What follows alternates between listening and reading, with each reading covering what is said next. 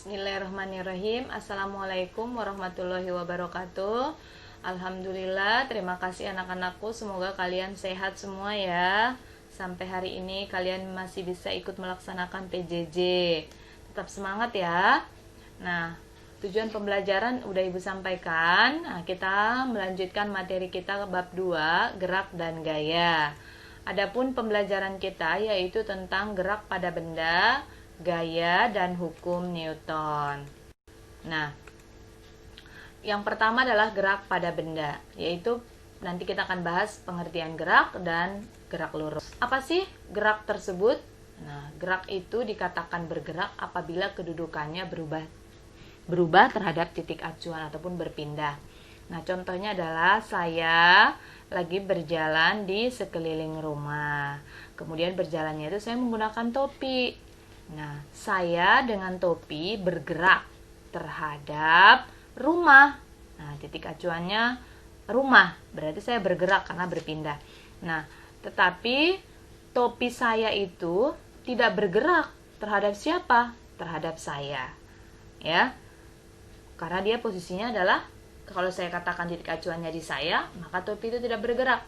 Tapi kalau topi itu titik acuannya saya katakan rumah, maka topi yang ada di kepala saya itu disebut bergerak. Nah, terhadap titik acuan. Nah, gerak semu itu adalah pengamat yang berada dalam sistem bergerak, di mana gerak semu ini terlihat seperti bergerak, tapi kenyataannya tidak bergerak, seolah-olah bergerak ya. Nah, contohnya apa? Pada saat kita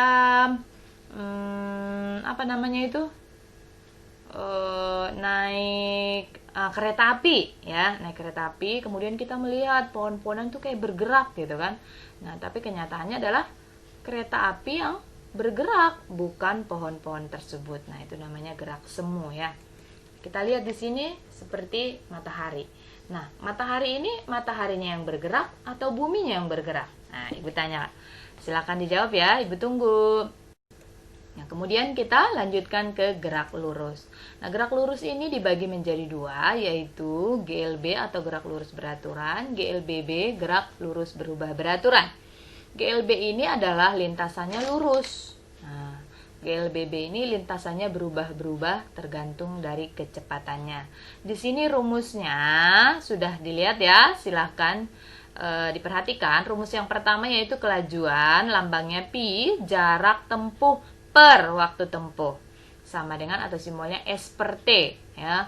Sedangkan kecepatannya sama, lambangnya adalah pi, rumusnya perpindahan benda per waktu tempuh, sama dengan X per T.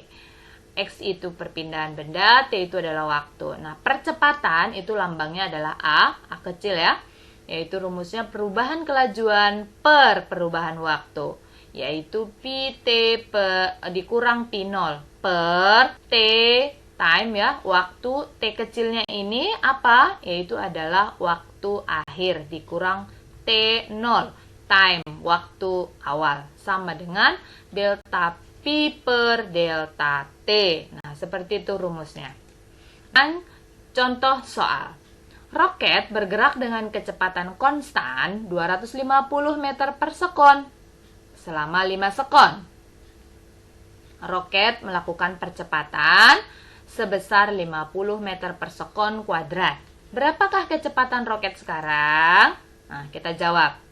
Nah, P0 adalah kecepatan awal. Nah, yang konstan 250 meter per sekon ya, karena dia katakan konstan, maka PT-nya yang ditanyakan adalah Pi akhir ya, karena di sini konstan. P0-nya berarti 250 meter per sekon. Delta T-nya berarti jumlah waktunya itu adalah 5 sekon. A-nya percepatannya 50 meter per sekon kuadrat. Nah, dengan menggunakan rumus yang Ibu udah sampaikan tadi, maka kecepatan akhirnya dari roket tersebut adalah 500 meter per sekon. Itu ya anak-anak, mudah-mudahan kalian memahami. Kita lanjutkan gaya dan hukum Newton. Nah, gaya dan hukum Newton kita pelajari. Yang pertama gaya pada benda, yang kedua nanti hukum Newton. Ya. Oke. Sekarang yang pertama, gaya pada benda. Nah, gaya di sini ada resultan gaya. Apa itu resultan gaya? Resultan gaya itu adalah perpaduan dua gaya atau lebih, jumlah dari beberapa gaya. Tergantung gayanya itu arahnya kemana. Nah, kalau ke kanan, maka tanda panahnya itu ke arah kanan. Kalau gayanya itu ke kiri, maka tanda panahnya ke kiri. Kita lihat di sini, F1, F2, F3 gambar pertama, yang A. Nah, itu semua ke kanan, maka dijumlahkan semua berarti plus. F1 tambah F2 ditambah F3. Nah, resultan gaya ini dilambangkan dengan R besar. F-nya ini apa, Bu? Gaya. Dikatakan perpaduan, berarti gayanya lebih dari 1. Boleh 2? Boleh. Ya, F1 ditambah F2. Nah, karena di sini Ibu berikan gambarnya adalah 3, berarti karena semua ke kanan, maka dijumlahkan ketiga-tiganya. Nah, gambar B, F1-nya ke kiri, F2-nya ke kanan. Berapa resultannya? Nah, maka R-nya sama dengan F1. Harusnya ya, F1-nya yang ke kiri berarti min F1 ditambah F2. Lah, kok F2-nya, Bu, yang dikurang? Nanti kita lihat F1-nya ke arah kiri, F2-nya ke arah kanan. Nah, kemudian kita lanjutkan ke jenis-jenis gaya. Ya. Banyak ya, Bu, gayanya. Iya, betul. Ada gaya sentuh. Gaya sentuh itu dikatakan bahwa dari benda satu dan benda dua itu bersentuhan langsung, atau gaya satu dengan gaya kedua dan seterusnya bersentuhan langsung, maka disebut gaya sentuh. Tapi kalau gaya tak sentuh, maka gaya satu dengan gaya kedua tanpa bersentuhan tetap akan ada, dikatakan dia melakukan gaya.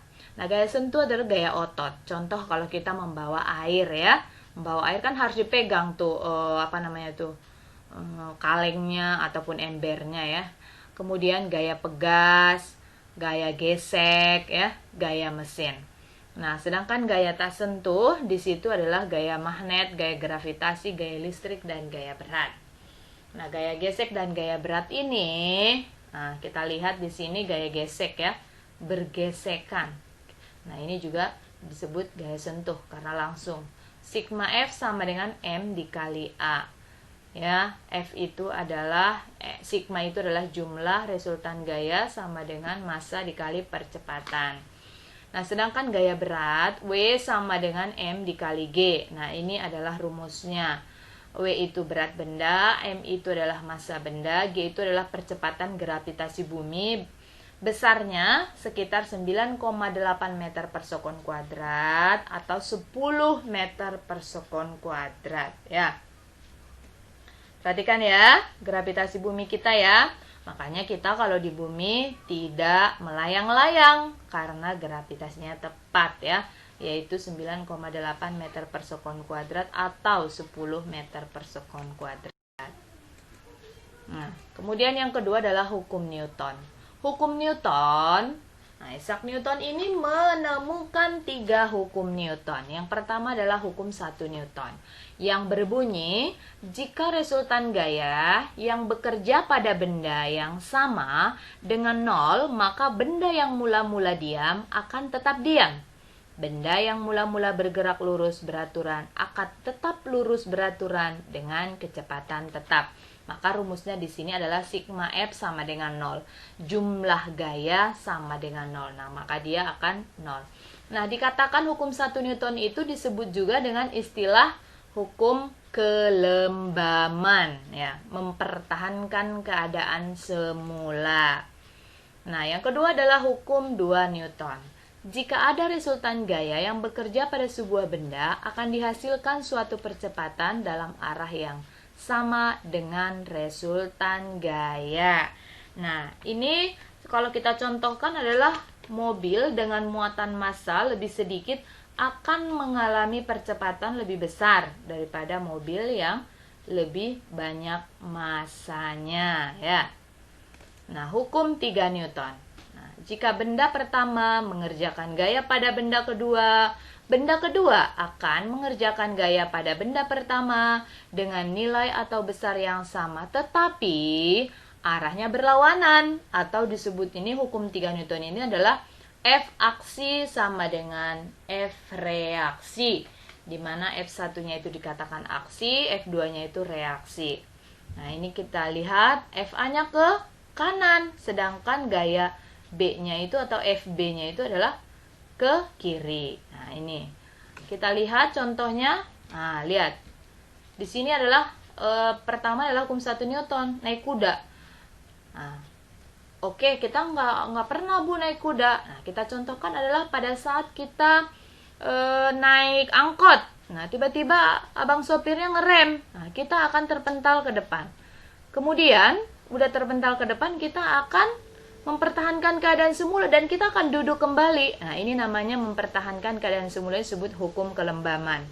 Nah, kalau hukum 2 Newton tadi, nah lihat, perhatikan gambarnya. Bahwa di situ terlihat mobil yang pertama dengan mobil yang kedua, atau mobil yang besar dan mobil yang kecil. Nah, percepatannya otomatis yang mana? Yang lebih ringan kan? No, lebih ringan. Akhirnya harusnya lebih ringan yang lebih kecil ya. Nah, gitu. Maka dia dengan arah dengan resultan gaya. Kemudian atau dengan rumusnya sigma F sama dengan M dikali A. M itu massa, A itu adalah percepatan. Nah, gambar seperti E ini cara menyebutkannya adalah sigma ya. F itu gaya. Sigma F sama dengan M kali A. Berarti mobil dengan muatan massa lebih sedikit akan mengalami percepatan lebih besar ya. Kemudian hukum 3 Newton kita lihat di sini adalah apa nih? Roket ya. Nah, roket akan memberikan aksi dan reaksi. Mana aksinya? Aksinya itu adalah gasnya. Gas yang diberikan ke tanah, sedangkan reaksinya roket akan terbang ke atas. Nah, berlawanan arah kan? Nah, si gasnya itu ke bawah, sementara roketnya ke atas. Nah, kita berikan contoh soal ya, biar lebih mengerti. Hasan, Mardi, dan Dayat bekerja sama menggerakkan gerobak seperti gambar berikut. Nah, F1, ini dia, 150 Newton. F itu tadi gaya ya, gaya pertama 150, F2 100 Newton, F3 150 Newton. Kemana arahnya mereka semua? Oh, arahnya semua ke kanan. Nah, diketahui massa gerobak isinya 250 kg. Apabila gaya gesek yang dialami gerobak sebesar 200 Newton, tentukan resultan gaya. Resultan tadi R ya, gaya pada gerobak, dan B percepatan gerobak. Oke, kita jawab. Diketahui tadi sudah kelihatan ya, yaitu sigma F dan A ya, berarti jumlah resultan dari gaya, dan A adalah percepatan ditanyakan. Nah, kita lihat karena ke kanan semuanya, 150 tambah 100 tambah 150. Nah, F kecilnya ini apa Bu? Nah, F kecilnya ini dikatakan tadi apa? Yaitu gaya geseknya. Berarti resultan gaya pada gerobak sebesar 200 Newton. Dan percepatannya A, rumus A sama dengan sigma F per M. M itu massa. F-nya tadi 200 Newton karena udah dijumlahkan keseluruhannya 200 Newton per 250 kg. 250 kg itu yaitu massa dari gerobak. Maka percepatan gerobak itu adalah 0,8 meter per sekon kuadrat. Ya, seperti itu penjelasan dari Ibu. Sekian, mudah-mudahan materi kita hari ini bisa dipahami dan dipelajari. Terima kasih. Assalamualaikum warahmatullahi wabarakatuh.